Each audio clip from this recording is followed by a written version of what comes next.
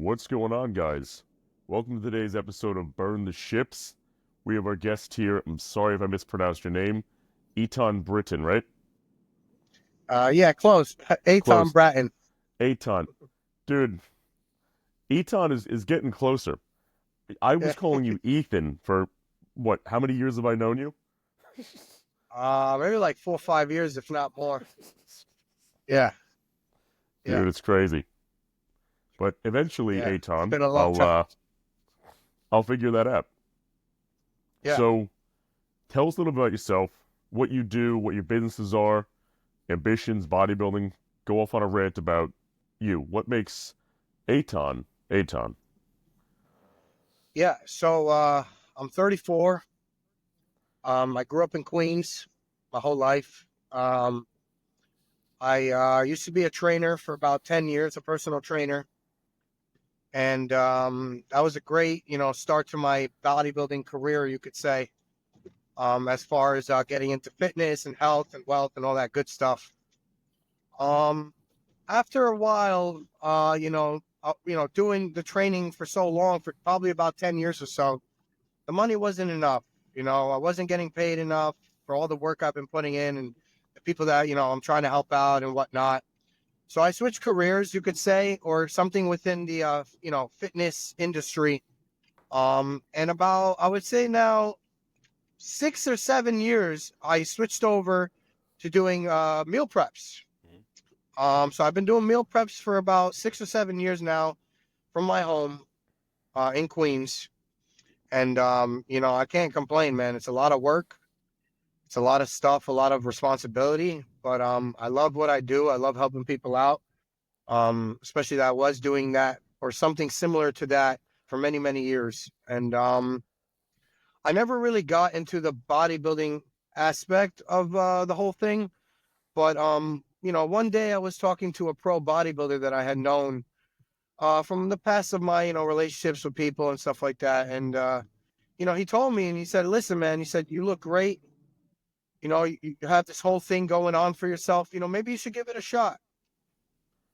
So, being in the position I was with, obviously not having a consistent job or, opening up a business or trying to open up a business and whatnot, it was a little hard for me. I didn't understand it.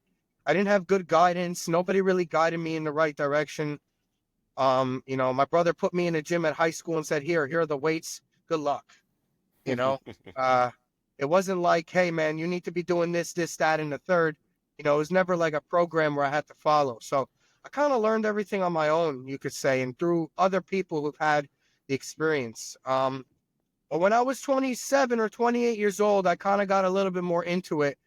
As far as obviously, like I said, about 6, 7 years ago, I started the meal prep business and now I'm only about 34 years old. Mm-hmm. So, it's everything's still kind of new to me. And, obviously I keep learning as the days go and the weeks go.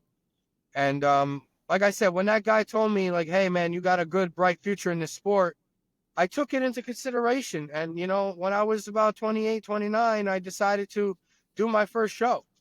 Mm-hmm. And what show was that? Well, you could say, it wasn't I wouldn't say it was my first show because I did a show in 2014. That show was the Atlantic States. That show was in the city. I'm not sure on the address, but I know in our gym that we have the flyer for it because I remember Jay Cutler was guest posing and another guy was guest posing. And I remember it was a good day to do that show. And it was my first show, and there was no such thing as classic physique. There was no such thing as, these other categories that we have now. And I placed 6. I placed 6 out of 8 guys. I had no experience, no nothing. And it was really hard for me to kind of get into the sport, especially not knowing what I was getting into. But eventually I found a sweet spot, man. After that show, I didn't have much support either. I wasn't built on support. I was dating a girl at that moment. Things weren't going the way it was supposed to go. I ended up getting very, very sick too during that process. It's so many things. It's so many things I could go on and rant about. And, but you know, it pushed me to a next level. It pushed me to like the last year of my 20s. From even 2014, I didn't compete, you know, I didn't compete from 2014 to 2018 or 19. Mhm. So I didn't really get into it, you know, I wasn't really into it because I was a little skeptic of like actually doing, you know, like actually competing, you know, it wasn't something I was Mhm. really into or thinking I was going to have a bright future in. And I decided to do like my actual first serious show in 2019, and that show was the Long Islands. So what flipped that switch for you?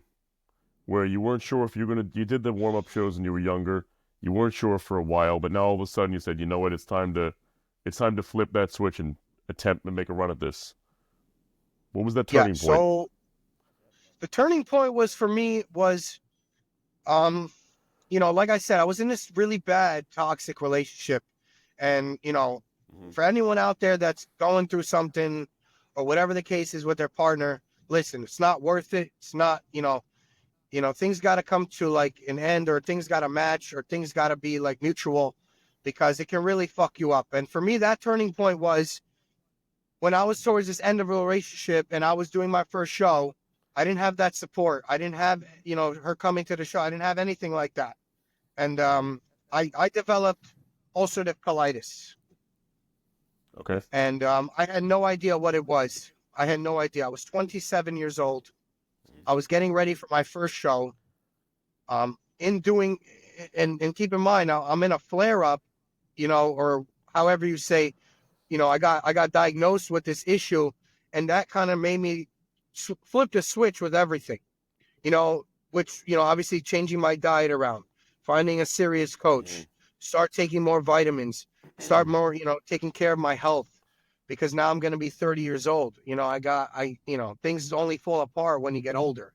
Yeah. So, you know, the only way to take care of that is to do more, Mhm. to push yourself you know, to be the best that you can be. Mhm. And, you know, like I said, that not having that moral support and not having that backbone really pushed me to really just take care of myself, to know in the end of the day that all I have is myself, and Mhm. that I got to make the change because nobody's going to do it for me, you know.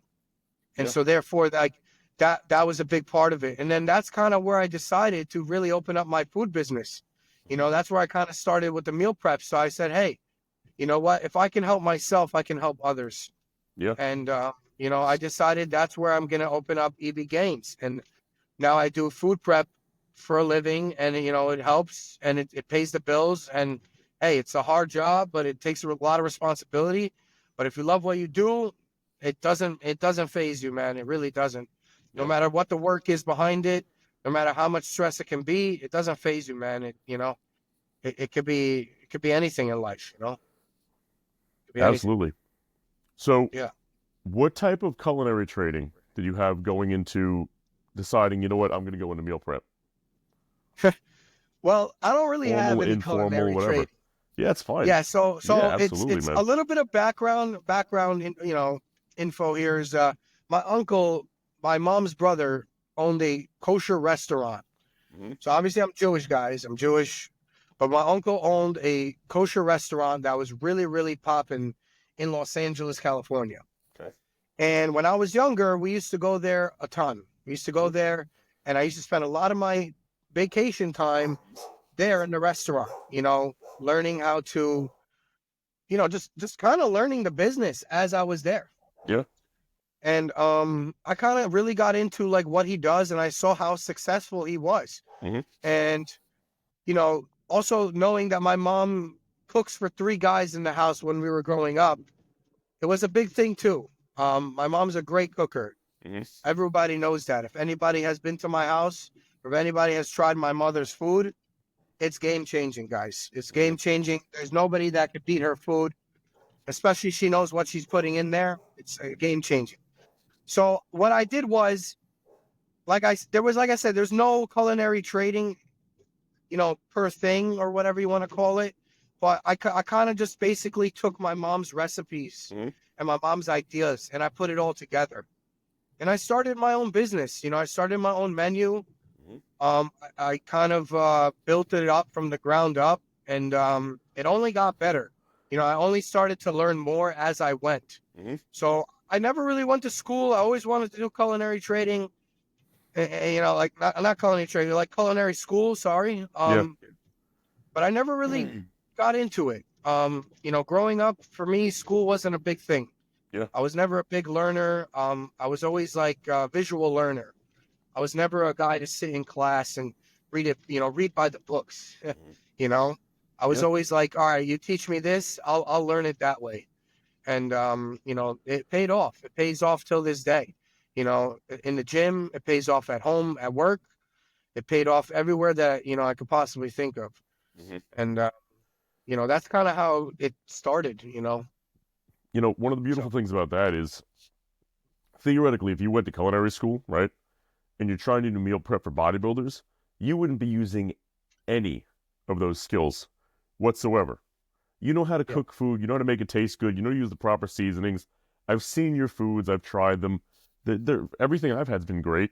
It always looks good. But the kicker is, the Kitchen Nightmare shows with Gordon Ramsay, or any of the similar ones.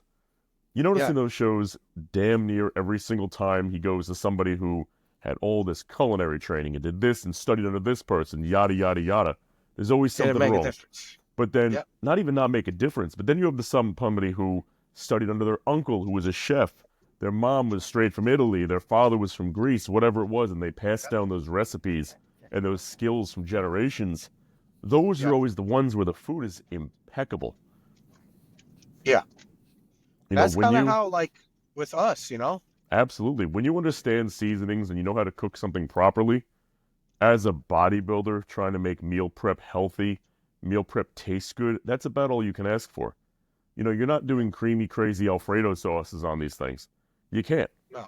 Not at all. Yeah. No. And if you did, nobody would order it because they're all trying to lose weight. They're all trying to stay healthy, yeah. Absolutely. Yeah. I wouldn't be opposed to you making me an Alfredo one day, but you know what I mean? Yeah. But I wouldn't order it for a meal prep. Yeah. Oh, yeah, for sure. Absolutely. Yeah. So I got a question about your bodybuilding career. Now, I remember my first show I was 17 years old. It was a INBA show, totally natural show. I didn't know there was a such thing as local shows. So I flew to Chicago and checked into a hotel with a fake ID. I knew I was always like drier the next day after I drank too much as a kid. So I used a fake ID to get like 2 beers the night before the show and a burger. I didn't know. I'd self-coach. I didn't know any better. You know what I mean? Of course. So it's always fascinating to realize what you learned from your first show going into what you're doing now, because you're going for your pro card now. Yes. So since your first show, like the first one, where you realize there are difficulties to prep and bodybuilding and so on and so forth, but mainly the prep difficulties I'm talking about right now, how do those compare to the difficulties that you face getting ready for these top tier level shows? So the difference you're saying, basically. Yeah, like the things that used to be a big deal for you, getting ready for, let's say, the first show, and now you're realizing, oh, that's nothing. Well, it's tough to say. Okay. For me, mentally, it's been a little bit easier because I know what steps I got to do, right? So I know, like, I got to be 10 steps ahead of everybody. So that means if I got to stay consistent with my cardio, my diet, I'm prepared for that. Right. Because that's I like I said, I had that experience. Like you said, like I had that experience in the past. And it kind of made it a little bit easier on me knowing that those two are pretty much the main things for me. Staying consistent, stick it to the plan, man. Like, if you're not sticking to the plan, nothing goes right. Yeah. And I know that now that I have a comfortable coach, I think, having a coach or somebody that you're comfortable with is the biggest thing. Because prep will make it a lot easier if you had somebody who can really understand your body and guide you through the process. Right. So I have ulcerative colitis, right?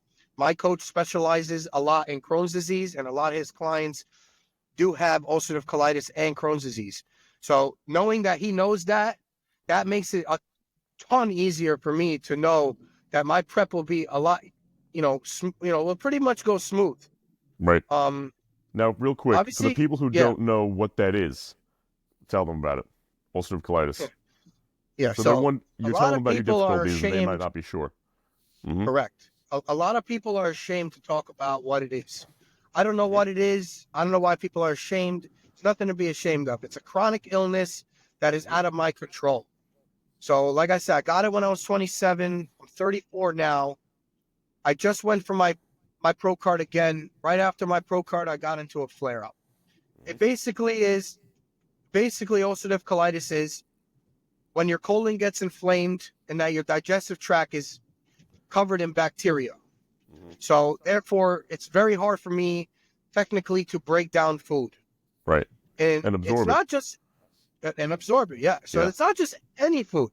It's a lot of food. It's a whole list of food I can't technically have or have in moderation. Mm-hmm. So I have to be super, super careful with what I'm doing in the off season and super, super careful when I'm prepping for sure. Yeah. Because if I'm prepping and I have this issue, I don't think I can prep. I don't think I'll have a career doing this, Yeah. if I have this issue, you know, all the time. And I haven't had any flare ups since COVID, since 2019. So knowing that I was so under control for so many years, and now, like you said, I just went for my pro card again and going to go for it one more time. I think the whole drastic change in dieting and for me going into 6 months of prepping and eating clean into just having an off season and not really technically saying taking a break from bodybuilding, but taking a break from just food. Mm-hmm. I didn't get to like I enjoyed myself, but at the same time, I also probably ruined it, because I should have maybe stayed a little bit more cleaner with the food afterwards. But I'm always on a diet, 24/7. I'm on a diet, Mm-hmm. 365. It doesn't change. The only reason is because of that is because I'm scared to have an issue in the future. I know Mm-hmm. people that have serious issues with Crohn's disease. I have a lot of friends that have the issue and they've been through the surgeries and they've been through hell and back, man. And it's literally an everyday battle. It's an everyday battle with yourself. It's an everyday battle with the gym. It's an everyday battle with just your mental. And if you're not keeping a straight mental, this is going to be the hardest thing you'll ever go through. Mm-hmm. And I will tell anybody that because, a lot of people have no idea what it is. Yeah. Yeah. Absolutely. Yeah. You want to talk about being born to do something, and people say that, I was destined to be an entrepreneur. I was destined to be a bodybuilder. There's a point where, you're forced to eat clean. You can't go AWOL. You can't be drinking your face off, eating junk food, Little Debbie's, bioengineered food ingredients, all that nonsense. In a way, you were born to be a bodybuilder. And now it's just a matter of, I don't want to say, when are you going to be able to reap what you've sowed? Because you're improving every single year.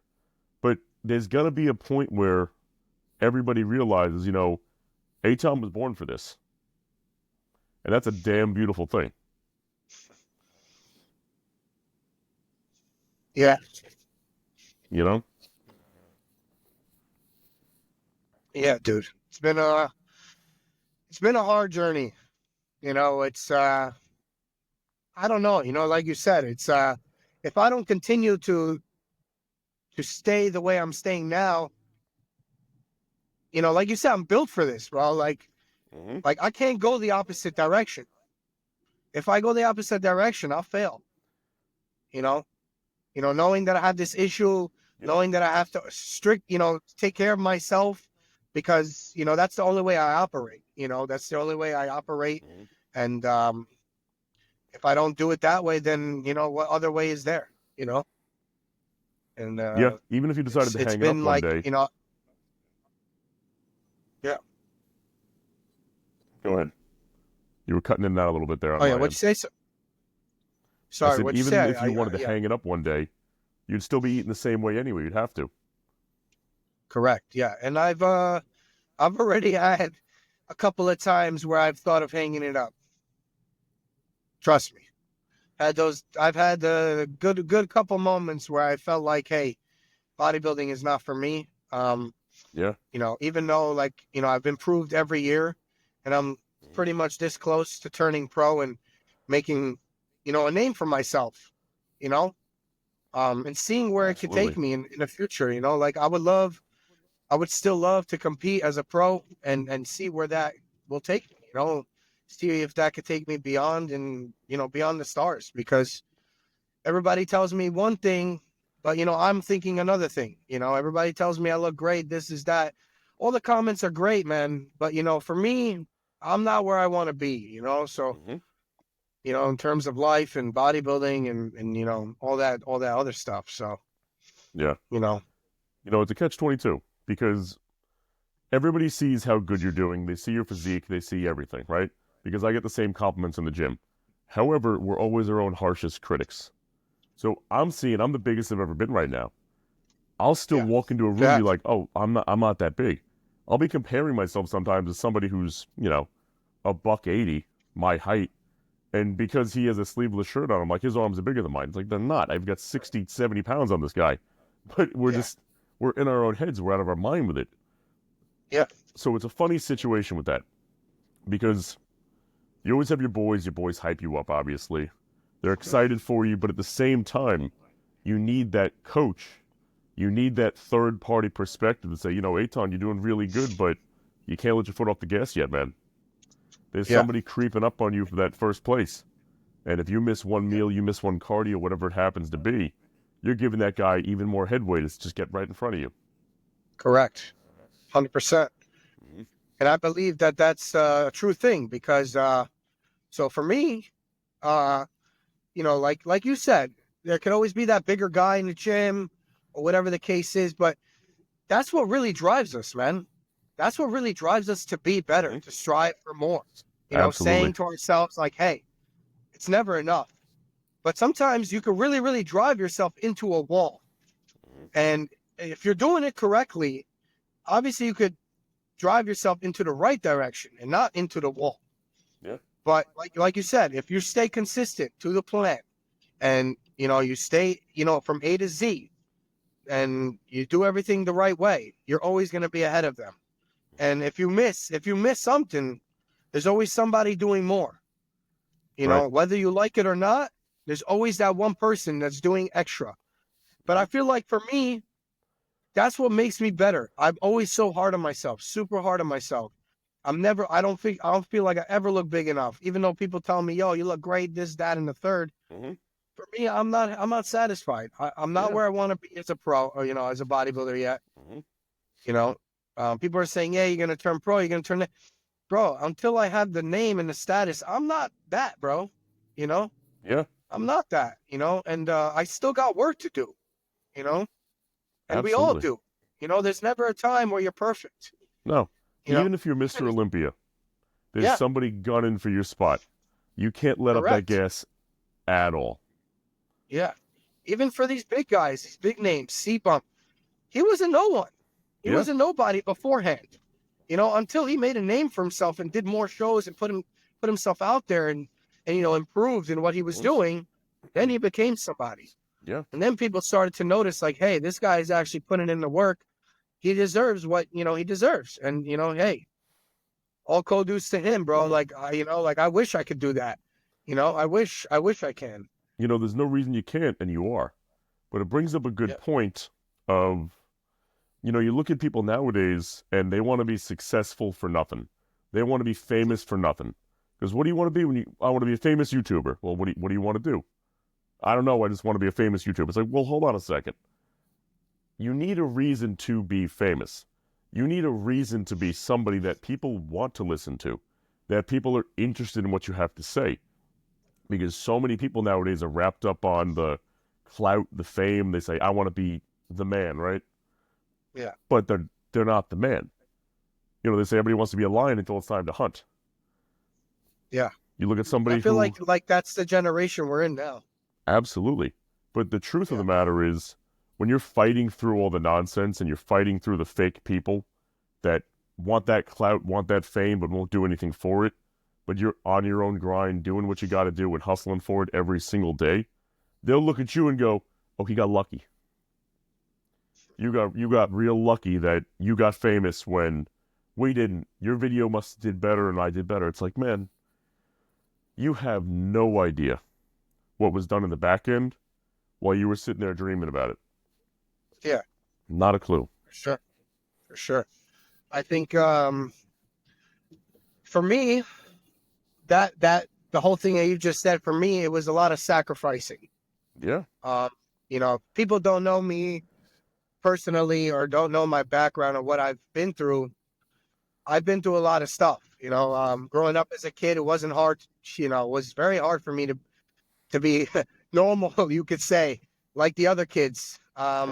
You know, I used to go after every day in elementary school, and I went to a yeshiva. For Jewish kids, a yeshiva is pretty much Jewish school. Okay. The Hebrew curriculum you were learning in the mornings, and then in the afternoon you would learn the English part of that. Social studies, math, science, all that. And every day I used to go to a comprehension class because they thought, I couldn't comprehend a lot of things. And you know what? They were right. My principal was right. Every time when I had an essay or some type of big project to do, it was a struggle for me. Mm-hmm. And I had to literally go do the extra curriculum, go do the extra work.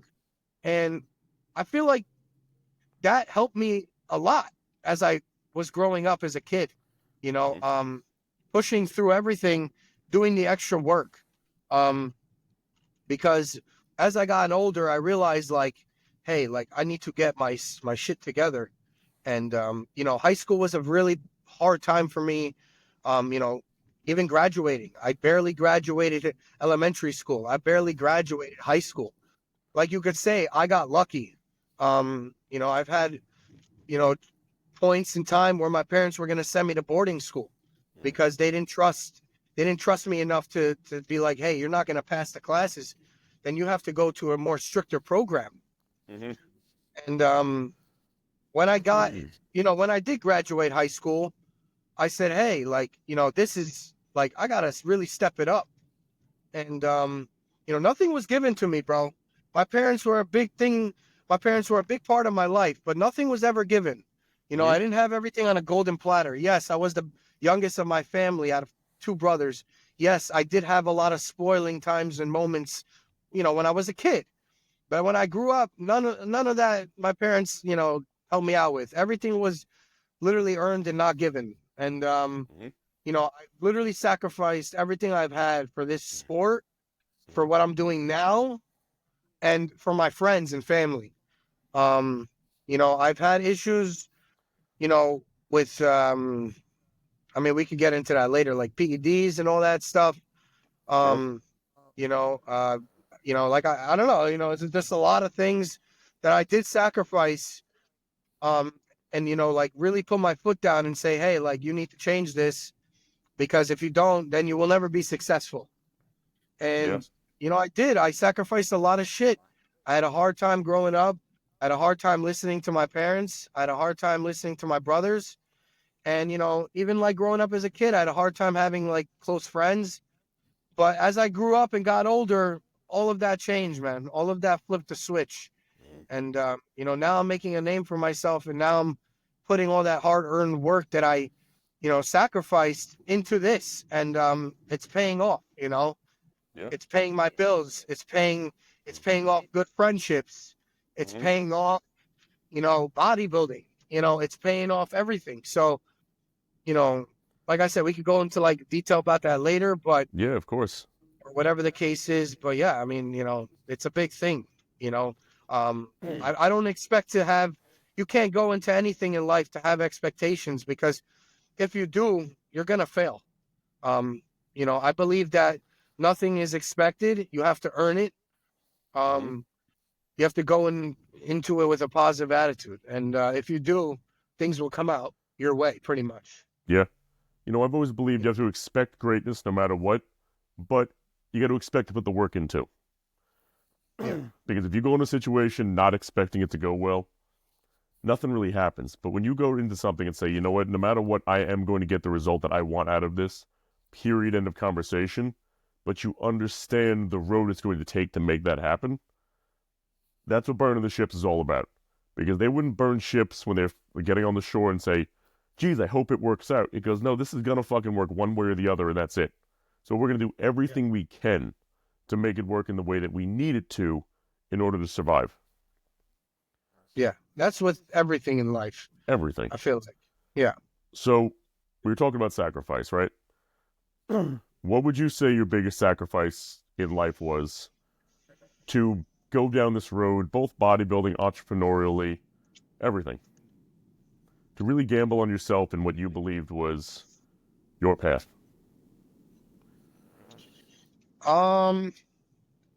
It's a few things. Yeah. It wasn't just one thing. Mm-hmm. I don't want to go into too far in detail about it, but I will just briefly say it. Sure. Yeah, I didn't do good by my parents as I grew up. Mm-hmm. I wasn't the best kid. I was always misbehaving. I couldn't find my path in life. I partied a lot as I grew up, and I still do. Not as much, obviously. But when I say party, I mean like party hard. Yeah. You know, drugs, all that, the whole nine. Yeah. And it was from Thursday to Sunday, and this is all in my teens. You know, my 20s to 30s, man. And you know, when I realized I was stuck with nothing in my hand and nothing to offer back to my parents and brothers, I realized that I got to make a big change and a sacrifice. And I found God, bro. I literally found God.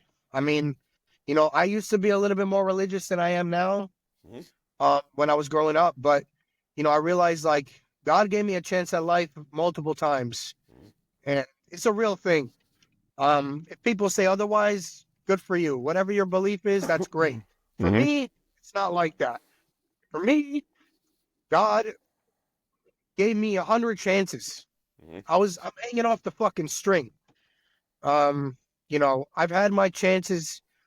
You know, I've had like I said, I've had my times where it could have been where I wasn't around, where I was, you know, should be 6 feet under.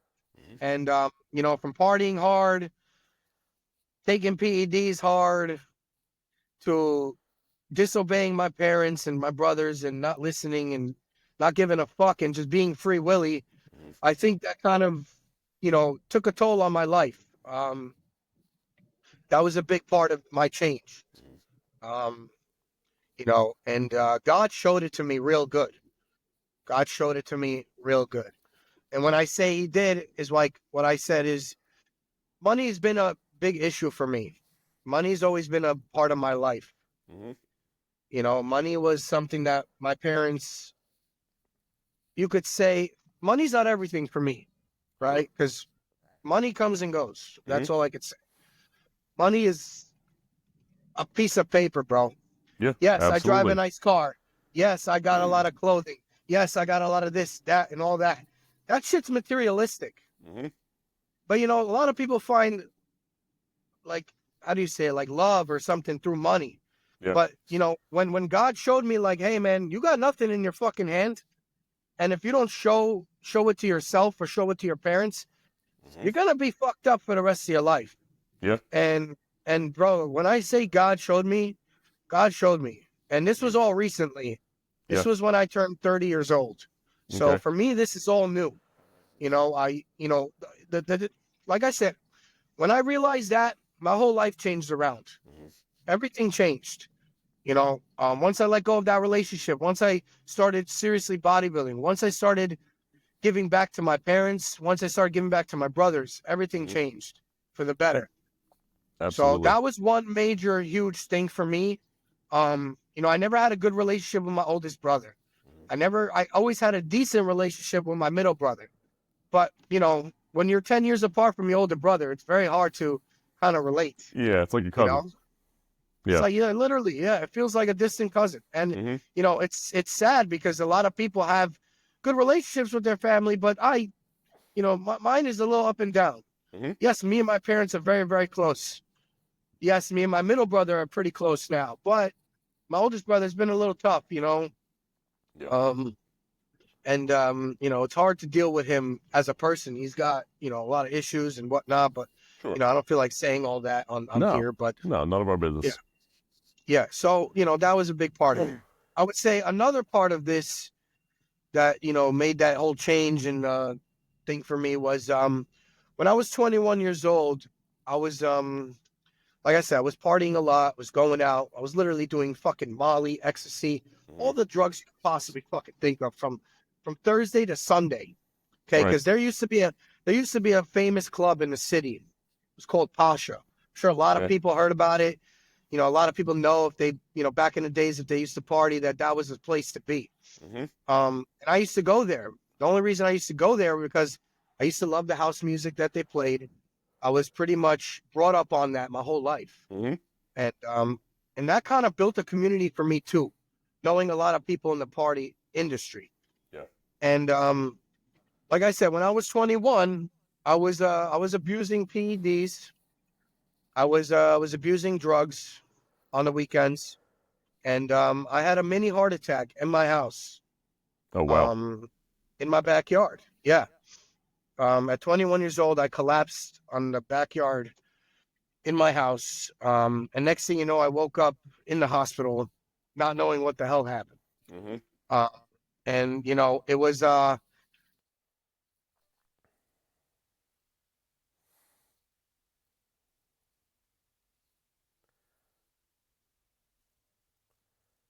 Eitan, you totally cut out, bud.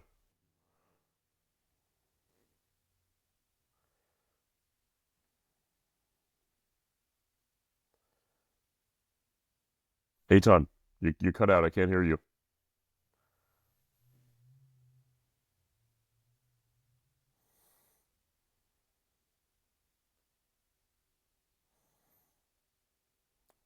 Technical difficulties, folks.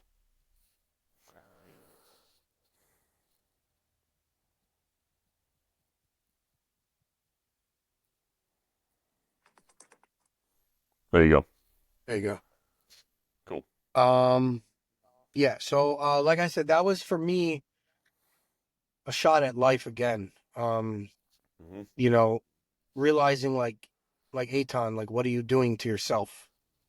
Mm-hmm. And like I said, that was a big part for me to also to change. But like the major change was recently for me, when I turned 30. Staying away from unhealthy relationships, unhealthy friendships, giving back to what my parents have given me my whole entire life.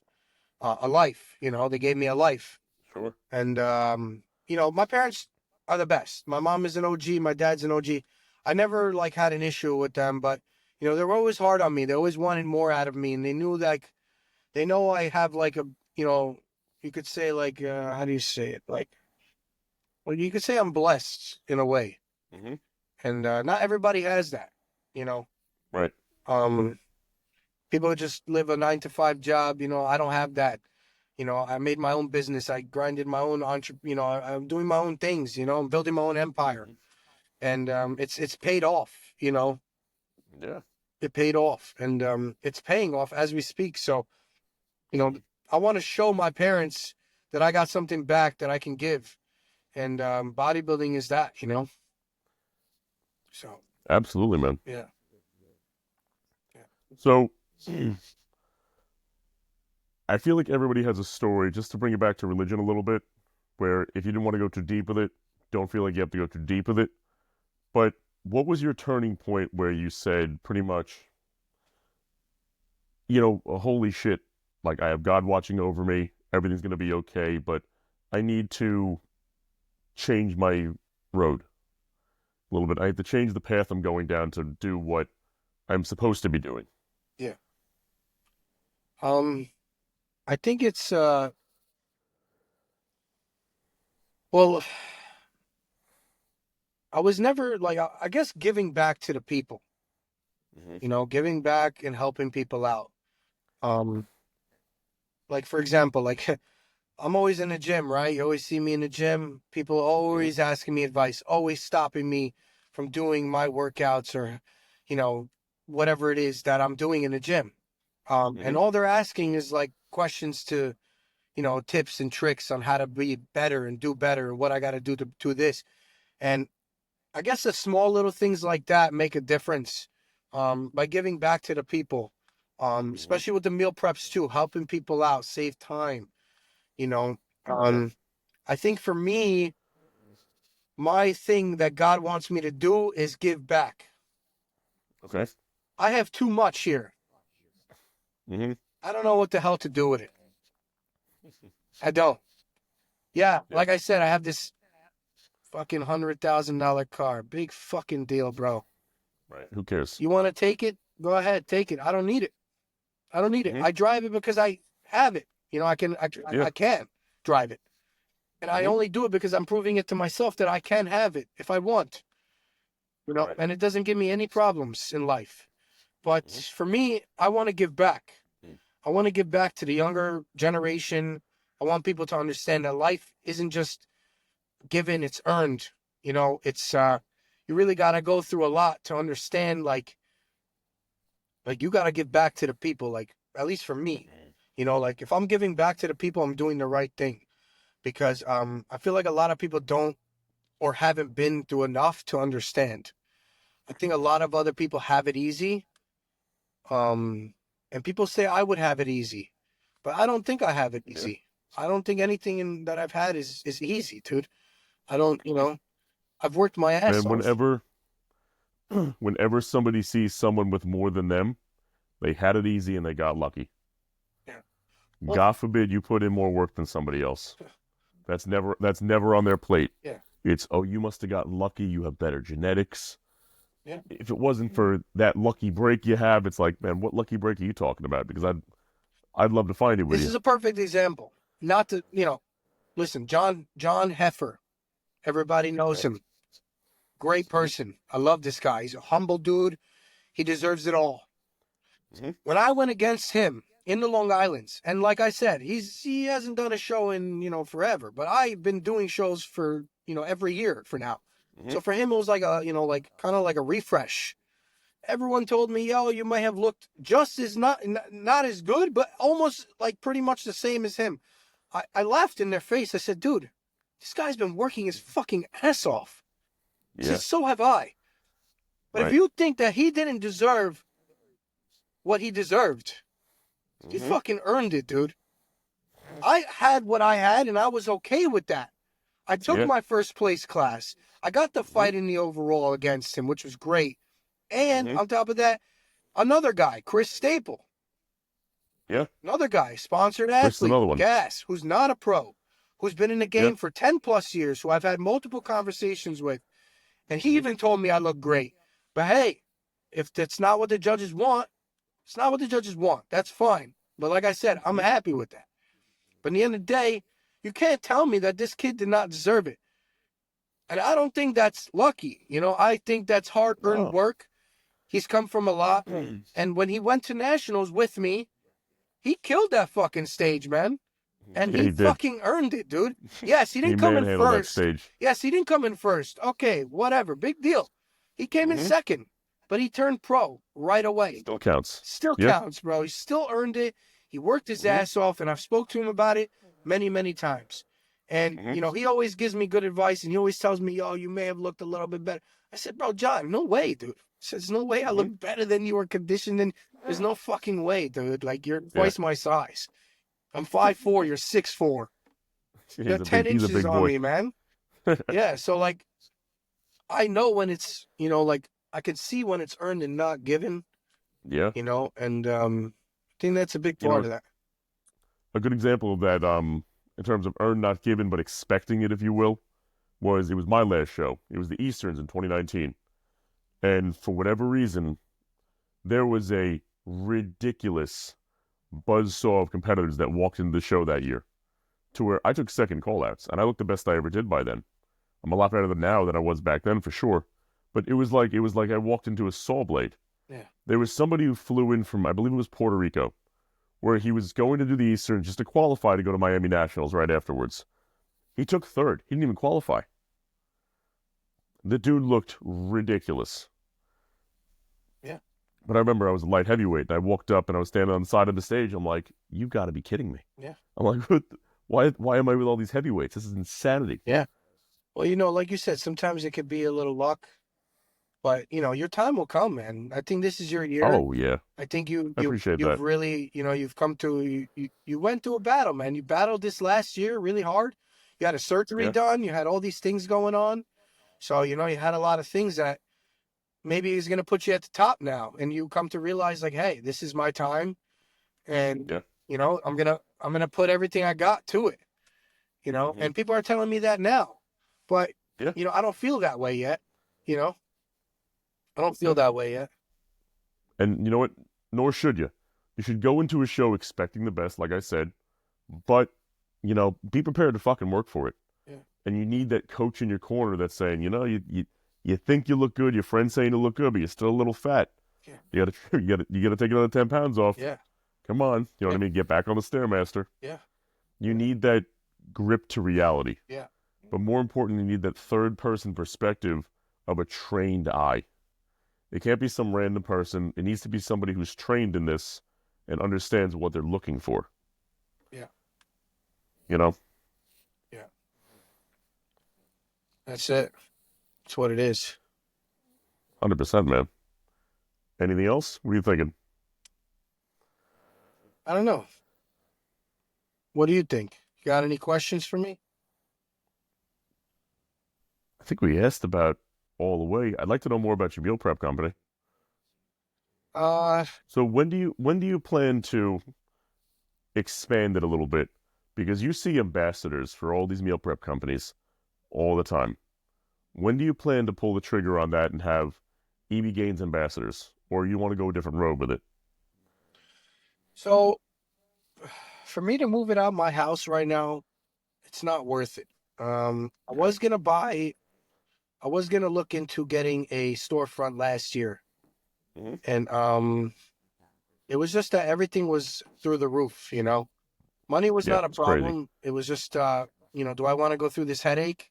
Probably not. Yeah. I do have obviously, my food protection license. So obviously I'm able to sell food properly, and, I could go work at any McDonald's and look over the food and get paid, but I'd rather do that for myself. I would say, honestly, when my parents are not around. Right now, for me, I'm taking care of my parents at my house. I think that's been a huge thing for me and for them. They've been a huge help to my business.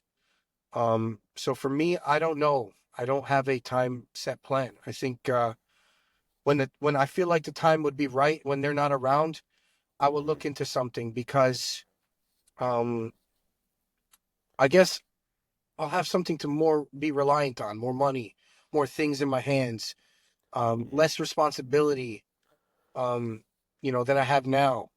Because I'm always running around. It's just been a whole roller coaster. I would love to say that, maybe next year or in the next few years. But I don't know. I don't know what God has in plan or store for me. I have no idea, man. I wish I could tell you. Yeah. People are asking me all the time, like, yo, are you able to deliver here, out of the state? Like, can you ship worldwide? And I'm like, yeah, I can't, and I know a lot of people are really wanting to try the meal preps and really wanting to get into it. And I feel like also a lot of people have no idea how good the food is. I can literally talk about it all day. People. What are some of your favorites? What's that? What are some of your favorites? So like I love that my mom has a special recipe for the meatballs and pasta. It's one of my favorites. We have a meatball pasta option. It's very simple, high protein, high carb, great meal, balance. Protein balanced. That's one of my favorite meals. I have a chicken jalapeno wrap with a side of home fries, which is great too. It sounds amazing. Yeah, it's on the spicy side, which I like, and it's good too. And then I got like the protein donuts, of course, that everybody loves, or the protein Rice Krispies that I just introduced to everybody. And I got a few other things that I haven't tried, believe it or not, but I'm trying to see if I can have it now. If it's worth having it with this whole stomach issue. Yeah. There are a lot of things on the menu that people should consider to look at or should consider my meal prep, because in the end of the day, it's something where you can maintain and enjoy the food at the same time. Yeah. Yes, everything costs money. Yes, everything is expensive. Yes, the economy we live in is crazy. But in the end of the day, it's for your health. If it's up to me, Sure. I'm spending all my money on my health. All my money's on my body. I spend all my money on my body because in the end of the day, I'm invested into myself. And that's the only way I will survive. I don't know about anybody else. I don't know about the Joe Schmo next to me. But hey, if this is the way I need to survive, this is what I'm going to do. I'm going to spend all my money on myself, and it pays off. It pays off. And there's nothing really to it, bro. Yeah. And a lot of people don't realize is they'll go out to eat, they'll go to grab like Chipotle or something like that. They're going to spend more money on that garbage than it would cost them to have your meals in the fridge anyway. Yeah. You see, It costs more, worse quality. Yeah. I mean, quality over anything, Absolutely. Like for me, I have a lot of friends that are not into the bodybuilding, that are not into, not too much into their health and wealth. And what keeps me going is me doing it more than they've ever done. Like I don't want to be in that position where, I have to worry about losing 10 pounds when I'm 30. You know how hard that is? Yeah. It's even hard to do it during prep. So, if I have to worry about it on a general basis, fuck no. Like, no way. That sucks. Yeah, like, good luck. You're going to have to do tons of cardio, tons of this, tons of that. You have to make a life-changing, thing. You have to make a life-changing move for you to kind of, like, get better. And, as I've gotten older, I've seen a lot of my friends fall down and aren't able to get back up. And, knowing that they got a friend like me and not taking advantage of it, it makes me kind of like sad and upset. Like, hey, like, bro, your best friend or your boy or your close friend has a meal prep business. Support a little bit more. I don't need the money. Yeah. I don't need the damn money, bro. I need the support. I need you to trust me to help you. Trust me to trust you. That's like a help me help you thing. It's pretty much very simple. And even like I said, even the people in Bevs and all around me and people like that know me well enough, or even haven't tried the food, should consider trying it because, all the other meal preps that I've seen and, not speaking of any names or whatnot, but, my stuff is homemade. It's fresh off the bat. I know I have my own system. Even if I had my own place, I would have my own system, and it would be the same freaking system that I do here in the facility. Because in the end of the day, I'm not eating any preservatives or extra processed food. I'm not eating any food that's been sitting in the fridge for 3 days, packaged, because God knows what the hell could be in there, or God knows what if the food wasn't good when they made it, or whatever the case was, or if they're doing food in bulk where they can't even make it fresh.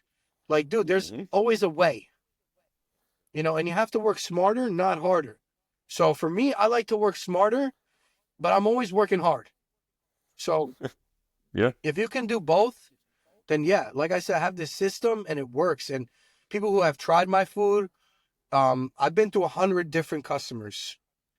And till this day, I only got 20 consistent. Yeah. And those 20 are the people that have trusted me for the last 3 or 4 years now. And they know that what I'm doing here is a good thing. And what I'm doing here is a great thing, especially that it's been costly, efficient, and helpful to their lives, and saving them tons of time and saving them a headache. That makes me happy, because that's what I said. I want to give back to the people who don't have this time, who don't have the pleasure of making the food and sitting there. Like, I enjoy doing that. Some people hate it. Yeah. Some people don't want to clean dishes.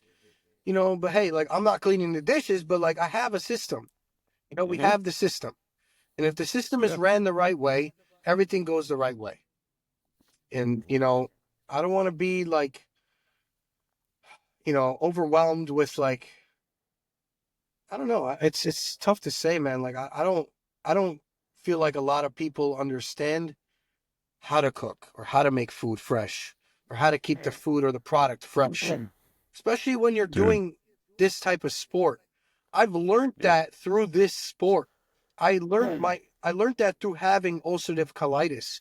I learned that if I don't do things the correct way or to the 100%, that it's not going to go the way I want it to go. And that goes for the meal prep as well, you know? Yeah. And yes, it's been a tough journey, you know, like, you know, advertising and doing all that stuff because I am a one-man team after all, you know? So I don't have like 1,000 people behind me saying, yeah, hey, we're going to be here for you. Okay, no problem. I don't need you. I could do it myself. Yeah, absolutely. So, And at some point, it's going to scale up so rapidly where you just need a team. yeah, You need a team to handle that stuff while you handle the important thing, which is the quality of the food. yeah. And, you know, keeping everything fresh and up to date, you know, I feel like I've heard a lot of stories where, you know, people will buy meal preps and the food Yep. is either spoiled or outdated or like, bro, how can you do that? You know, how can you sell something? It's disgusting what you see in the stores Yeah. sometimes. And that's why I believe that Completely a lot of people disgusting. should either cook at home or look into Yeah. a solid meal prep. It doesn't have to be Yeah. mine, but somebody that they can personally trust. And especially if you know me that runs it and knowing me as a person and what I've came from and why I started my business, then they should actually like learn to trust, you know? And because if they do learn to trust, I will give back. You know, I'll give Yeah. back in terms of meals and freshness to the, like, you know, their food and their daily life, you know, daily routine, you know, daily meal routine, whatever it is. Absolutely. Yeah. Yeah. So, I mean, personally, because you know me, I'm pretty anal with my food. Yeah. So I cook everything I cook everything myself. Yeah. But if I wasn't, I'd be using you in a heartbeat. Yeah. Makes sense. The food's quality, been doing it for that's one thing people need to remember too, is meal prep companies come and go faster than water. Correct. You've been established and feeding the community for a really long time. Yeah. Years and years and years. Yeah. Where you wonder if a meal prep company is good. If they've been around for a long time, there's no complaints, nobody's getting sick, and people are still ordering to the point where you can stay in business, that's the telltale sign of that's the prep company I want to go with. Correct. And I feel You like know? even what you're saying is, like, for example, I have a good friend who who's owned multiple restaurants. Okay. Very successful kid. He's around our age, around in his 30s, and now he owns only one sushi restaurant, and that's in the city. And yes, he's owned a kosher restaurant, Chinese restaurant, made a lot of money, whatever. Then he owned something else, was a partnership in this, that. It worked for him. He kind of got rid of it. But what he told me was, he said, listen, he said, if the food is good, you will be successful. And like you said, the food's been good. I've been serving the people. People have never gotten sick. I've never had an issue. Yes, I've had issues in the past with people because they're very super picky and they think that they can have everything handed to them. But sorry, my man, it's not going to be like that. Because if this Yeah, that's not guy your next fault. to me is not getting it handed to them, what makes you different than this guy? Right? Absolutely. So, and I've had Absolutely. also a lot of customers and a lot of friends, people that I've known in the community, even here in Queens where I live, in Long Island where I go to Bev's, or, you know, like I've been all around on the island. People know that my meal prep is still around and they come back. Even if Yes. even if it's like, for example, I had a friend, he didn't order food for me for 6 months. I said, yo, what happened to you? He hit me up out of nowhere. He ordered food for 2-3 weeks. And that was it. Then I hit him up again. I'm like, yo, you need some food, whatever. Doesn't need it. So, you know, like, I know in the end of the day, like, I'll still have this customer and friend because he trusts me. So if he needed something, he will definitely come back to my meal prep. He won't go somewhere else, you know? And I feel like I've had that a lot and that's how I built a lot of relationships with a lot of people in this meal prep business, you know? And that's what also made me as successful as I am now, you know? Yes, I don't have a storefront. Yes, I don't have $1 million collecting in, but in the end of the day, that's none of your business, you know? Yeah. You know? And at the end of the day, too, when you're trying to find a business that's going to be solid and quality, that's what you want. You don't want something that's been pumped out because then you're looking at the margins. Then it's stores that are trying to get the cheapest stuff possible Yeah. to make ends meet, They're to make just it as trying low as to, they're just possible, trying to push out as and much food as they can. and bulk out crap. When you're still in their sweet spot of quality control right now, that's what makes it grow. Yeah. And when a lot of businesses grow really large, that's the part they forget. The quality that got them there in the first place. Yeah, because I feel like all these bigger companies that are obviously bigger than me Sure. started the way I started, but then also That's forgot right. about quality. That because Mhm. they're pumping out so much damn food and like, oh, we got to do this, we got to do. Bro, you had a system, you changed your system. You should have stayed Yeah. with that in the first place. Yeah. There was a time I was in a pinch. I grabbed like a cheeseburger bowl, because you know I'm mainly a real food guy. Grabbed like a cheeseburger bowl from somewhere, heated it up. I'm like, this is the worst aftertaste I've ever had. Yeah. Of anything. Yeah. And it just lingered with me all day. I'm like, fuck this. And you know, like I said, it stays in the fridge. Yeah. 3 days. Exactly. I don't do that. I have a commercial fridge and freezer here at my house that I spend money on when I first started. Sure. That was the first investment. I spent like $4,000. Got a damn good investment. great investment, bro, and it hasn't done me wrong.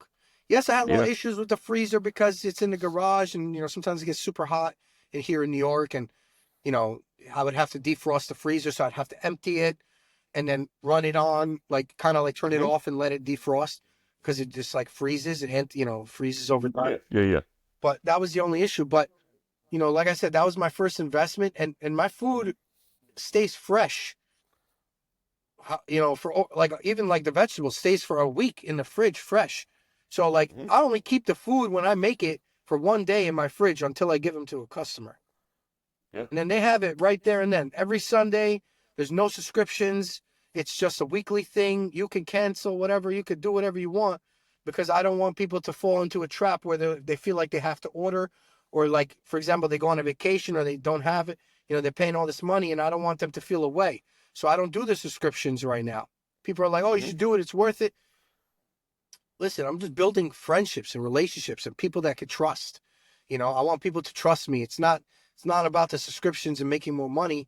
I'll make my money, bro. I'm going to make it regardless. Yeah. You know, money, like I said, always comes and goes. So, you know, it doesn't stay in one place. You know, it never does. Especially with me. Stays in one place, you're doing something wrong. Yeah, especially with me, bro. Like money does not stay in one place. So, you know, but like I said, it stays in my fridge for 1 day and then it's like a weekly thing. You know, I don't know how other meal preps do it, but you know, that's how it works for me. You know, you order by Wednesday midnight, you have the food by Sunday, delivered to your home, straight from me, or picked up by my house in Queens, or I'm bringing it to the gym. Where if you're at the gym and you ordered from me, I don't even charge people for that. You know, I used to have like a tax on my website. I took that off. I made it easier for people because people were like, yo, it's kind of expensive. I said, listen, quality over quantity any day, bro. You're going to pay for it. Absolutely. You're going to get what you pay for. You know, all my meals are 6 ounces. Like you can't ask for more. Like, and that's one of the hardest things to find too. Truth and transparency when it comes to weighing out the protein. Yeah. Now, when you have a company run by a bodybuilder, you know how important that is. Yeah. It's not no bullshit, you know? Exactly. It's not like I'm skimming on the people. No way. Yeah. You know, I went from doing it from 5 ounces, realizing like, hey, maybe I'll up the ounce. I'll charge a little bit more. Maybe not even $1 more. And people still will pay because they know that it's quality. You know, they know that they're getting their money's worth. They know that it's worth it for them in the end of the day, even if they're spending the extra $5-10 every week, you know, like big deal, you know? Yeah. And it's better quality food for them because that's what they need. They need that protein anyway. Yeah. They know that. I know for me, I would get disappointed if the meals were too small. I'm like, this is fucking bullshit. Yeah. I'm like, I need 2 meals for 1 meal. Yeah. But when you see the protein is being amped up, that's nice to see. Yeah. Yeah. Yeah. So, you know, that's what it is. But, you know, hopefully one day it will scale out the home and we'll make it a big name for it. And I plan on keeping the name as is, you know, and pretty much just grinding it out, you know, till something big happens, you know. And I know if I keep sticking with what I'm doing now that it will pay off. You know, I've seen it pay off. You know, like you said, I've been doing better each and every show that I've competed in, and you know, sacrificing 6 months out of my time, and you know, from going out with friends and hanging out and doing all the stupid shit on the weekends to just being alone and focusing on my brand and myself and my life. You know, I think it's a great balance that people need to learn, because people don't know balance. I think a lot of people don't understand balance. But the bodybuilding taught me balance. I think that's a huge thing for me. And I'm also not even, don't forget, people, I'm prepping food for people while prepping food for myself. So it's not as easy as people say or think. And it's not, you know, rainbows and unicorns in the end of the day, you know? It's far from it. Yeah. Yeah. So, Yeah. you know, like I said, I enjoy doing it, and it keeps me busy, and it pays my bills. So, you know, I can't complain. Dude, when it comes to the life of an entrepreneur, if something's paying your bills and you're in stage one of what you're doing, that's all you can ask for. Most companies just lose money and they never develop anything. When it's covering your expenses now, that's a great place to be. Because from there, the sky is the fucking limit. Yeah. Yeah. So, you know, like you said, it's And you're still yeah. Go ahead. you're still qualified, right? Yes, I'm still qualified. Yeah. Yeah. So when can we expect to see Eitan back on stage? Yeah. So 2 years ago, I did my first national show. Just to kind of give background information here. Yeah. My first 2 years ago, I did my first national show. No posing coach. Kind of didn't know what I was getting into till I got into it. Had a real coach, obviously. My coach obviously proposed that hey, look into a posing coach because you need it. I said, you know what? Let me just do it on my own. And I should have listened. But 2 years ago, I placed 8th. I was the last person in the first call out out of 21 guys. So for me, I took it as a W. No That's a problem. win. It was awesome. It was a win. Absolutely. Yes, I did not get qualified because apparently, according to the rules, the top 5 get qualified. Or requalified to do a national show the next year. Or the year from Yeah, they don't have to requalify at a smaller show. Correct, at a year from that date. Right? So, and like everyone knows, Nationals is, and if they don't think so, it is the biggest show of the year. Well, the biggest national show of the year. The reason for that is because it is at the end of the year. It is probably, I think, if not the last show of the year where you can actually turn pro. And it's pretty much the last show of the year. So everyone that's been, you know, grinding from January to December is fighting for the same thing. And I think 2 years ago it was a hard prep for me. Didn't know what I was getting myself into. I also didn't do any warm-up shows, so kind of just went right to it. I was really positive, had a great attitude. You know, I was doing a lot of things at that moment. Yes, I like I said, I could have worked on my posing, but took 8th place, and I was happy with it, but didn't come home with anything. The following year, which was this past last year, 2024, we decided that we were going to do an amateur show because obviously I had to requalify. Did the Long Islands. I got first in my middleweight class. So, crazy thing is, the kid I actually beat was doing middleweights at nationals. So the kid who came in second, I apparently beat him in our middleweight class. And he went on to do nationals and didn't do too well at nationals in his middleweight class. He got like second call outs or something like that. So I was super impressed at myself for even knowing that he was a threat, and he did look great, bro. And I got to know him. His name is John. His name is also John. He was a great guy. We, now we're in touch. We're keeping contact a lot. And, he's a great, person to be around. And, like I said, I qualified. I did the Long Islands in November. And then from November, I prepped another 4 or 5 weeks, and we did nationals again. And we came in the top 3. And the top 3 out of 10 guys. But the 10 guys that I went against were stacked.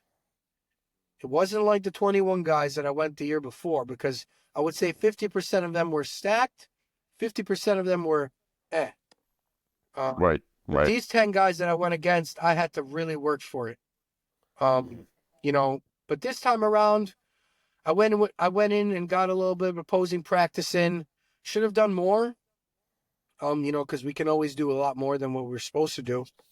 But I think that's what kind of got me in the 3rd place. Just knowing how to pose a little bit better. Going from 8th to 3rd, you know, maybe I could have turned pro if I had just slightly tweaked some things, because everything was top notch. My conditioning, from the judges, they said it was the best conditioning on the stage. Yeah, you always come in fucking peeled. Yeah, and I never have an issue. Every show. I never have an issue with that. I think conditioning is my number one thing. I think my thing where I lack a lot is in size, because I am short. So I have to pack on a lot of size. And that means for me to really push weight in the gym, because that's the only way I really grow. So that's why everybody's seeing me pushing 150 on the dumbbells, you know, 1,000 pounds on the leg press, whatever it is. But I think as this past year went by, you know, I came home with a medal. It was a W in my eyes. You know, it's just for me to get, you know, my foot in the door and just to keep moving, you know. I think this year I'm going to start prepping in September and then run it back again, because I do love doing that national show at the end of the year. Yeah. And I think that's going to be the idea, you know, for me. Dude, I'm excited for you. Yeah. I'm amped to see you get back on that stage. I'm going to try to fly down and see you this year in person for it, because I have a lot of business down there to begin with, so I might as well. 2 birds, 1 stone for me. Yeah. That would be great, man. I mean, I would love to have some people down there that know me that would love to see me do well, you know. I didn't have anybody down there this past year. I actually had Adrian and Chris down there with me. Adrian was a big part of that. He was a huge help to me. He's been a huge help since I met him. He was the one that introduced me to my coach. And he's the one that kind of held me in my, you know, in a spot when I was down there, because we stayed at Airbnb there together. And, you know, obviously having Chris there and he was competing was a big, huge help too. You know, and I can't complain. You know, those guys are a blessing in my eyes. And they always had my back, you know, so. But yeah, I do plan on getting ready in September. And from September on, it's grind mode, baby. You know, that's, you know, that's the only thing we could say right now. So, you know, I also want to get my meal prep, you know, going and stuff like that. So for me, it's been, it's tough, you know. I don't like competing during the year. I feel like I got too much going on, you know, as far as like family wise and, you know, business wise and all that stuff. So, you know, yeah. No, 100%, man. But yeah, that's pretty much the goal for this year, as far as competing wise. And yeah, I mean, if I do turn pro, I want to compete as a pro. I want to see how far I can go. I want to see if I can actually last and do everything 100% the right way, you know? You'd be a nasty 212. Yeah, that would be my goal. I think a lot of the bodybuilders that I've looked up to were in the 212. Flex Lewis, Sean Clarita, you know? You know, there's a lot of guys. There's so many names, dude. You know? Everybody. Yeah. And even now, like even the guys now, like Samson, all these guys, man, you know, they're big names, you know, so, and they're doing good things, you know, for the sport, and they're keeping the sport up to notch, you know, where it's supposed to be. And even though it's a new look now, you know, I feel like I can be a part of that too, you know. You got the look already, man. Yeah. Just a matter of showing everybody the right place, the right time. Yeah. Yeah. So, you know, that's the goal, and we'll see what happens, you know. I love it. See what happens, man. But yeah, as far as that, yeah, can't really complain otherwise, you know. I'd say it's been a blessing to be a part of the Bev's community, and I think that gym changed my life. Changed my life. People that I've met, as of you, like Sure. genuine people that are looking out for me and rooting me on. Like I said, when I was younger, I didn't have that. I had everything the opposite way. Everybody was not rooting for me, not wishing me well, or not wanting to see me do well. And I proved everybody wrong because I stayed in with the sport. The sport has saved my life, and it keeps continuing to save my life, man. I can't stress it enough. It's really deep. If people understand, like, or people know what I've been through. But like I said, it saved my life. I don't have any other way around it. Yeah. When you owe your life to something, you put everything into it. Yeah, it sounds crazy, but like you said, True. like I might be built for this. This is what I've been doing, and I can't really can't give it up right now. I've had moments where I wanted to. I've had a drastic surgery where that was a big part of it. Yeah. I don't mind even talking about it, but that was a breaking point for me, man. Having that surgery. In case y'all don't know, I had a hematoma on my glute. Had it for a couple of years, and was a little skeptic at first, thinking like, hey, it's gonna go away, and didn't know who to talk to about it. I was kind of like shy. Yeah. But then I started to be around more people who truly understand, like these things can happen and you should go take care of it. And I did. Yeah. You have to. And once I did, I said, hey, what am I going to do? If people know what this sport is about, it's not fun, it's fun at moments. It has its moments, but all the other hard drug stuff and the PED stuff, that stuff's not easy, man. It takes a toll on you. It can change your life. It could stop you from doing the sport. It can really mess you up mentally. And I feel like just people go in it with just, like I said, colors, rainbows and unicorns. I feel like people don't understand the true meaning behind all of it, and to do it the right way. And, there's a lot of young guys that just want to get on gear and do whatever the fuck they please, but you have no idea what you're getting yourself into. Yeah. I was to mess themselves up. Yeah. I mean, a little bit more information. When I was 16, I first walked into the gym of LA Fitness, and my brother was in college, my middle brother, and he introduced me to the gym, and we did chest. We trained chest. I started with nothing on the bar, 0. Then he's like, yo, try to put the 25 on. I'm doing it, no problem.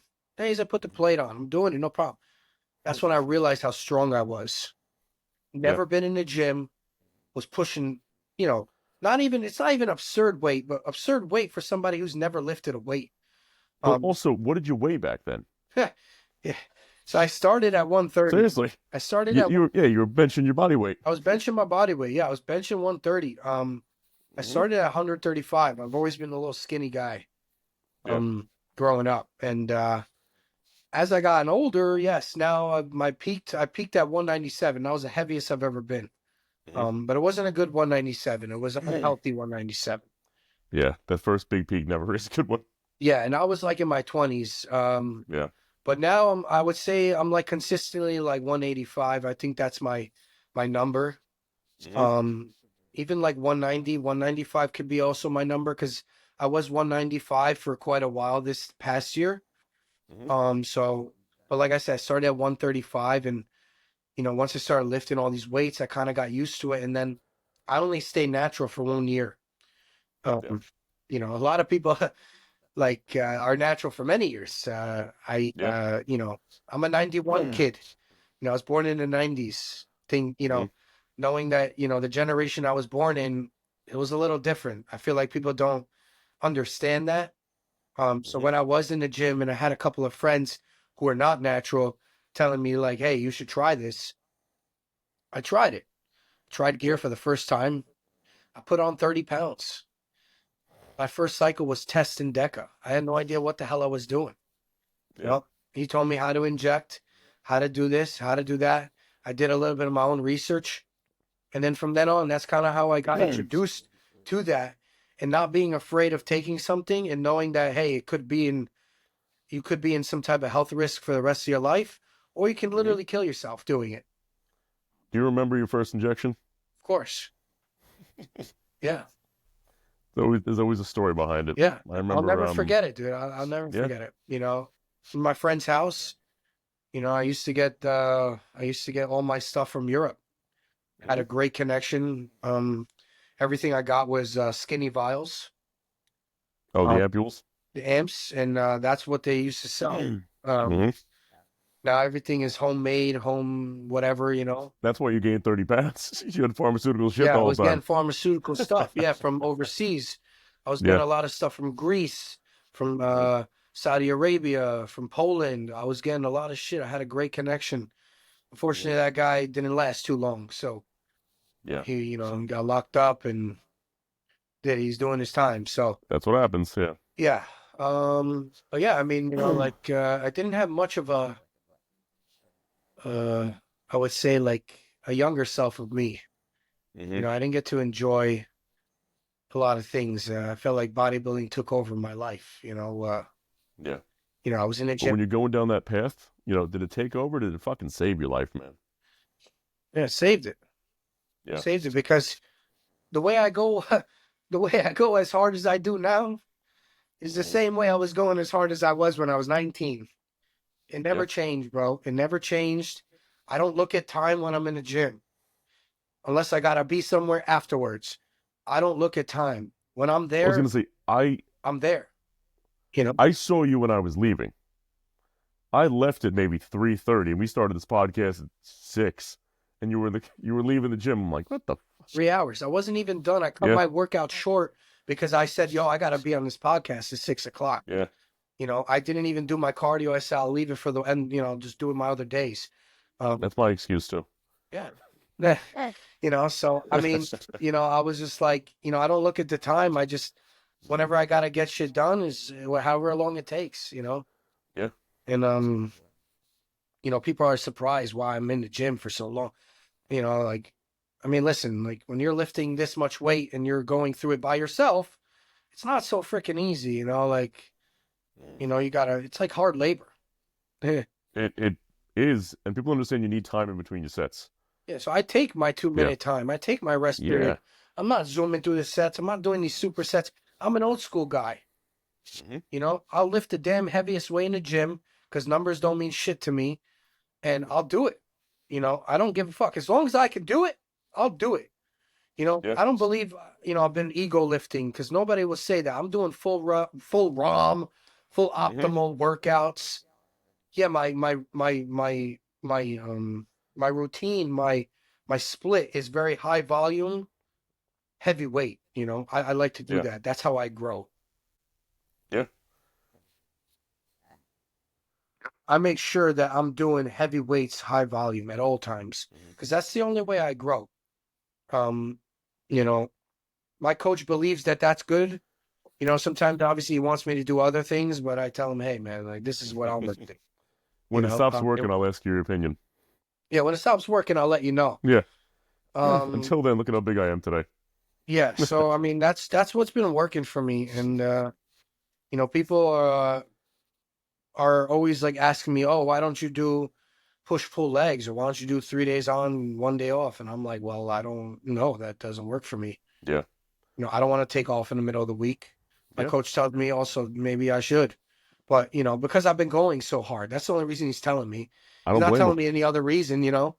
Yeah. I train 5 days a week with weights. And to be honest, I saw the best growth ever when I trained 4 days a week with weights. So I'll always do everything to optimally build as much muscle as I can. I don't care how I feel about it. If I want to train, but I can't because there's a rest day, you know, tough shit for John. But for me, my arms are always my weak point, no matter what.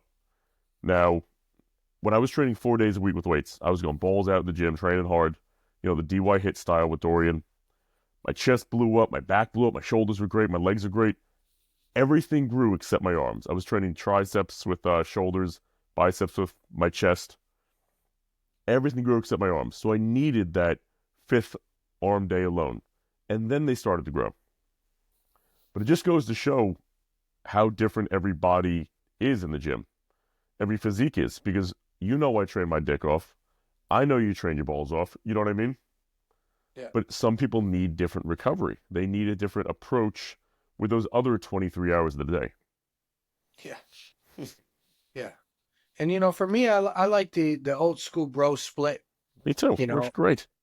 Yeah, it works great for me. I've never had an issue. Yes, I had to rotate my leg days around and I had to split it. Mm-hmm.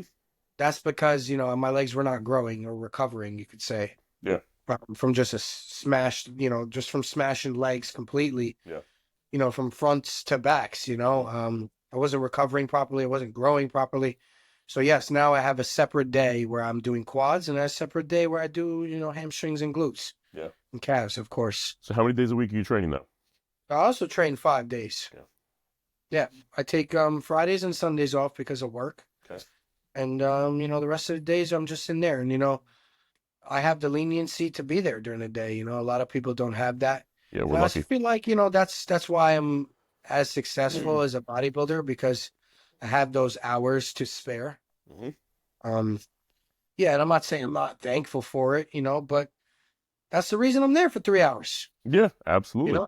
And look, and if I have to do cardio to be there for an extra half hour, abs, or I'm talking to somebody and it accumulates to an hour, it is what it is. Yeah, absolutely. But at the end of the day, for you, that's marketing anyway, because you've gotten the vast majority of your clients because of your physique, because of your talking in the gym, because of who you are and what you do in that gym. Yeah. So all of a sudden, you're really working there. Yeah. It's just you're working on your billboard. You're working on your billboard, man. I'm marketing, I'm advertising, yeah. Absolutely. Yeah. I mean, I wish it was more, and I wish... What do you mean? Like, I wish it was more than what I have now. Obviously, I can't have more than what I have. We always want more, or we always want more than or not more. We always want things that we can't have. Sure. And obviously I want more out of what I have right now. But, I can't have more. And it would be nice, Mm-hmm. I don't know how much harder I got to work. I feel like I got to work harder. I feel like I got to push more on people. I got to, be more open to it. But people that watch me, people come up to me randomly and are telling me like, yo, I see you here for this, that, what do you do? Mm-hmm. So that's kind of like great in a way. And I love that. But, I want people to know, like my name, I want my name to be stamped on something, Yeah. Like, oh, everyone knows Eitan, EBGains, or whatever it is, and I feel like people don't, and, I'm not saying I'm deserving of it, but that's kind of like what I'm moving towards. Yeah. And that time will come. There's a saying I love, which is a once in a lifetime opportunity happens about 3 times a year, or 2 times a year, or 4 times a year, whatever it is. When you're looking for opportunity, you find opportunity. When you're looking for problems, you find problems. Yeah. So that thing that's going to put you on the billboard, it's February. Maybe you missed one. You might have missed one. You still got a couple more going on in 2025. Yeah. So keep your eye open and look for good. Look for the opportunity. Look for the things that are going to shoot you to the fucking moon. Yeah. There's a picture I've seen a couple times where it's like a little cartoon, whatever. There's a guy in a helicopter looking at a spaceship. He's like, oh, I wish I had a spaceship. There's a guy in a Lamborghini looking at the guy in the helicopter. He's like, oh, I wish I had a helicopter. There's a guy in like a Honda looking at the guy in the Lamborghini. He's like, oh, I wish I had a Lamborghini. So on and so forth. The guy in a bike looking at the car. There's a guy with no legs looking at the guy on the bike. And you get where it's going. Everybody always wants something they don't have, but they never appreciate what they do have. So it's important to appreciate how far you've come so far, but never be satisfied in it. Appreciate the work you put in all these years and what you've accomplished, but understand that when you continue to put that same momentum that got you to where you are today, over time, that's going to get you to wherever you want to be. And the only thing that's going to stop you is when you stop you. Yeah. I don't know. Sometimes I feel like I'm doing so much, I'm driving myself into the ground, like no matter how much work I'm putting in,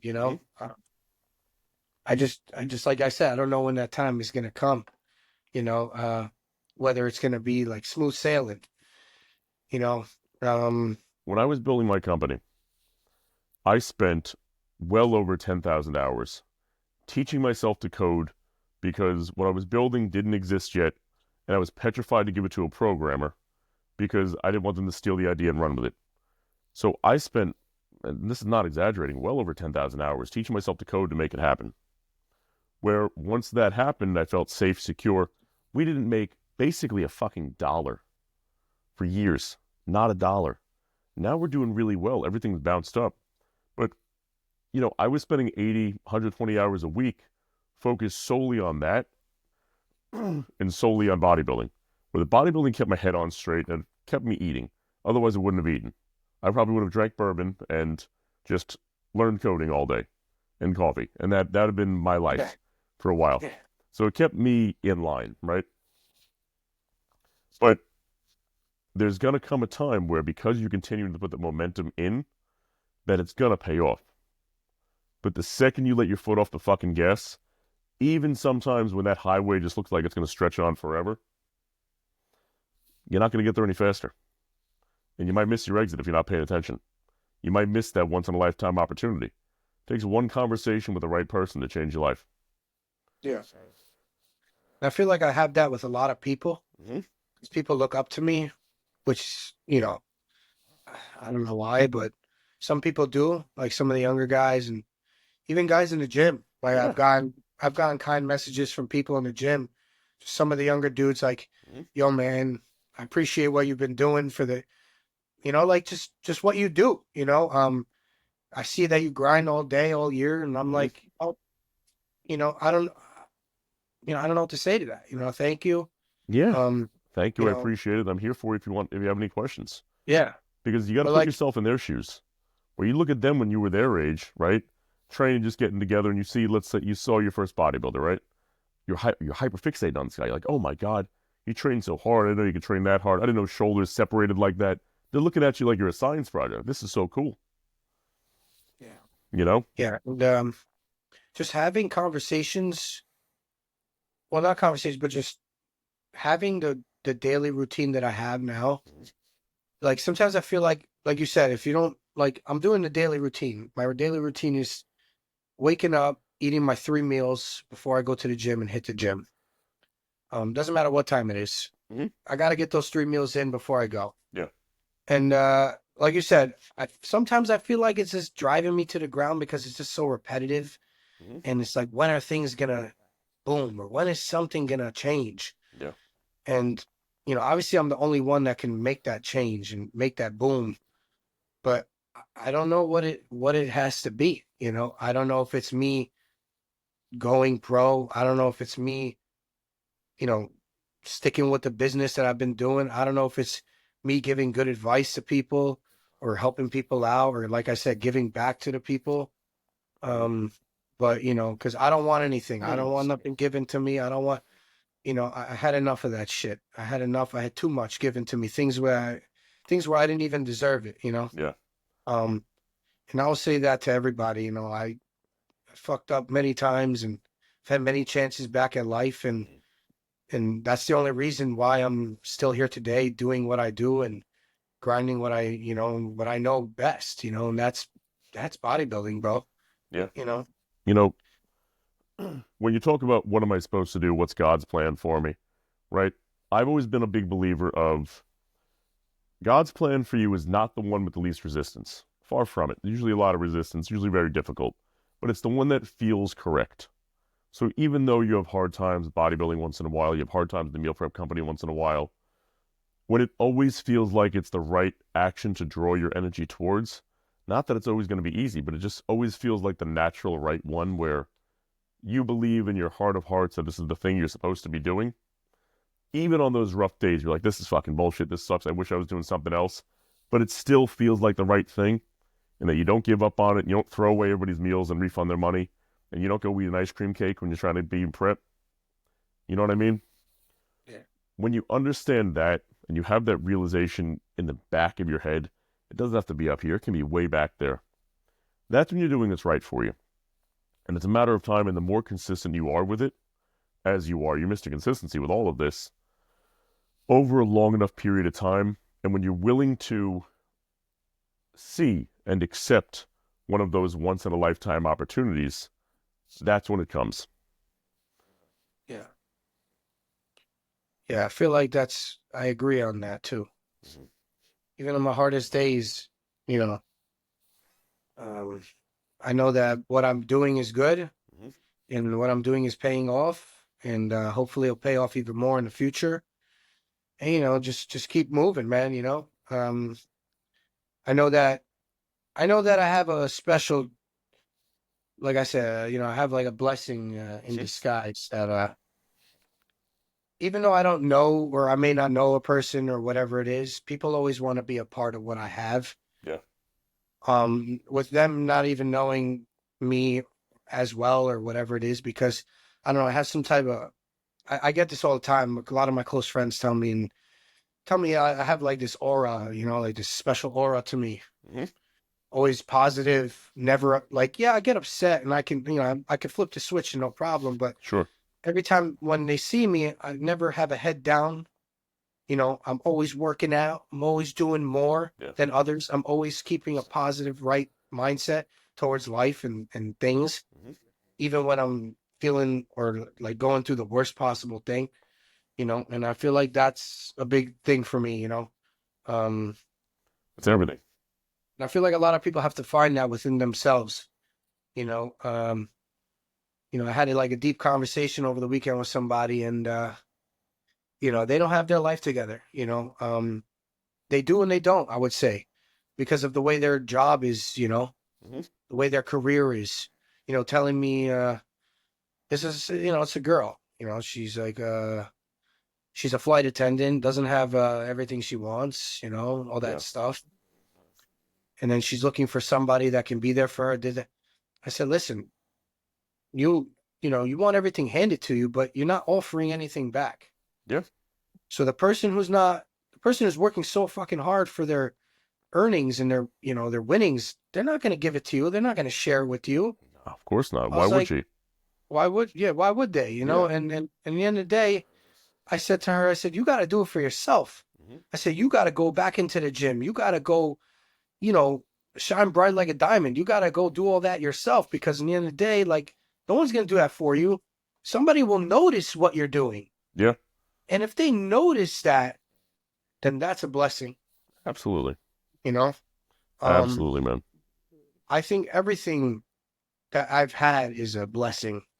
I don't think anything was earned, you know, like, not earned. Maybe earned's not the right word. Solely responsible based on what you did. Yeah, like things are a blessing. Yeah. Yeah. Like I had a lot of blessings last year, and I can't complain, you know? Absolutely. You know, and bodybuilding was a big part of that. You know, so, and it makes my parents proud, bro. Yeah. You know, my parents are a big part of it. You know, a lot of people's parents don't agree with it, are not cool with it. I see a lot of the competitors, a lot of their parents don't show up to the shows. Yeah. That's me. Stuff like that. Yeah, absolutely. Yeah. So, you know, like my mom and dad are seeing me increase. So, you know, like I said, I'm trying to get back to them and do this for them. Yeah. Whether I'm 6 feet under before it or after it. I say it all the time. Yes. You know? And colitis is the battle that I'm fighting. So, you know, it's a lot, man. It's a lot, but it's something you get a little bit better at every year. That's all you can ask for. Yeah. Good shit, man. So, yeah.